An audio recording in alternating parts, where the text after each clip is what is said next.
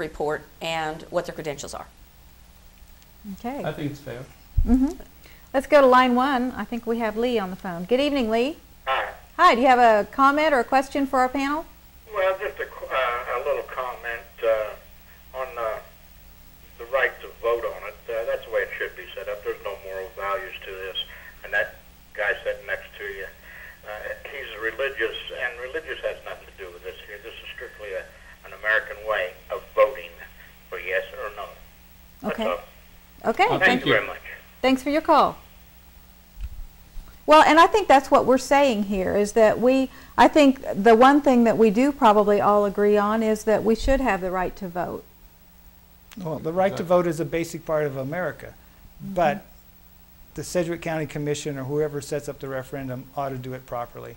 And the current question is the wrong vote for the wrong reason at the wrong time. Well, since it's a non-binding vote, I think what they're after is just a matter of just feeling out the general population and see what they think about this. I don't think they want to get into specifics at this point. They just want to know how the American public or how the Sedgwick County people feel about whether or not they should have that option. It's a lot of money for an opinion poll. The issue is all of us as voters. I mean, when you go to vote, it's known. We are all biased. I mean, you can look at it from a religious perspective, from moral perspective, from a cultural perspective. You can vote for Bush because you don't like Kerry, or you can vote for Kerry because you don't like Bush. It's all a personal perspective. And that's the beauty about voting, actually. It is, and it is a little more than an opinion poll, because I know the last opinion poll I saw, my husband voted 5 times. Probably shouldn't tell that on him, but it was one of those internet polls that he just called he tapped in 5 times. But what this is a glorified opinion poll, and it's glorified by the fact that there is one vote for one voter. And tells the truth a lot better than any kind of a poll. Well, if you look at the call-in polls, I don't think they're valid. I don't think the internet polls are valid. You can look at the scientific polls, and they're 2 to 1. But I'm not saying that that's what they should base their decision on. I think we should have a referendum where we've got one vote, one voter. Right, and I think that we need to bear in mind too that there are a lot of people who won't be bothered to go vote on this issue. And for those people, I want to say this: if you don't like the outcome, tough. I'll tell you something interesting about that, though. What I have found, in most instances, people who are opposed to an issue are more likely to come out. And vote. I think with this issue, it's a little different. I think that people who are in favor of it are coming out in strength. Let me ask. Go ahead. Well, we've got probably just about enough time to talk to Jack. Good evening, Jack. Yes, hello. Hi. I have a comment about the gambling situation. Okay. Well, our senior citizens, we're getting taxed to death. We need some kind of relief.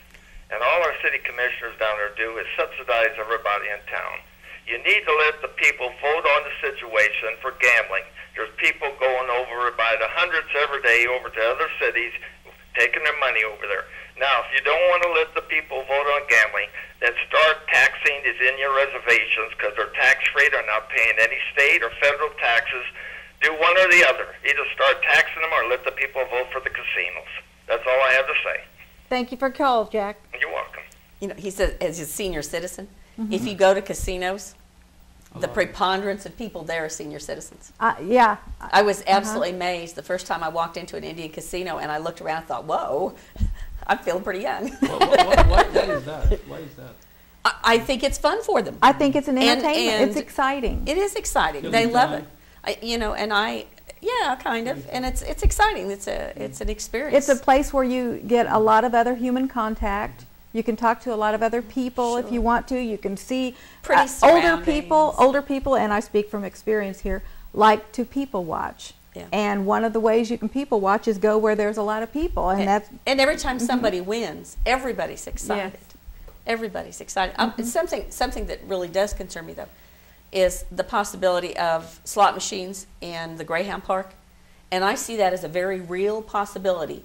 If we don't get a destination casino, that the legislature will put casinos in Wyandotte County and Crawford County, and they'll put slot machines in all the dog tracks and horse tracks, and that means that we will have all the slot machines, no other opportunities for entertainment, all the problems that come with gambling. And to me, that's gambling for gambling's sake. That's not going out to have a good time with your friends. That's gambling for gambling's sake. And I really, really will oppose that. Do we have time for one more call? Let's go ahead and try.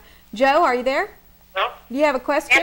standing there at the gas pumps, I feel kind of like I'm pulling that slot machine lever. I bet you do.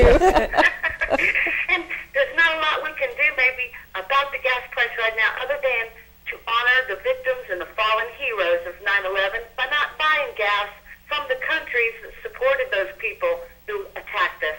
So everybody fill up your car on 910, fill up your car on 912. But don't, please, out of respect, don't fill up your car on 9/11. That's all. Thank you. Thank you, Joe. You know, by 9/11, we may none of us be able to fill up our cars. No kidding. I think we might consider taking the bus. It doesn't come to Park City, although we're working on that. Is there any location exactly? I mean, is there a location in mind? The northeast corner of 77th and Broadway. It's pretty much out in the country. It's in an industrial area. Well, and according to my watch, we are just about out of time. Do you have a closing? We just want to keep our neighbors and fellow Americans in the Mississippi in our prayers, so pray for them.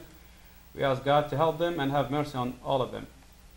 And thanks everyone for watching this evening, and I want to thank our panel for coming this evening and subjecting yourselves to this. Thank you. For being here. Good night, everybody, and thanks for watching.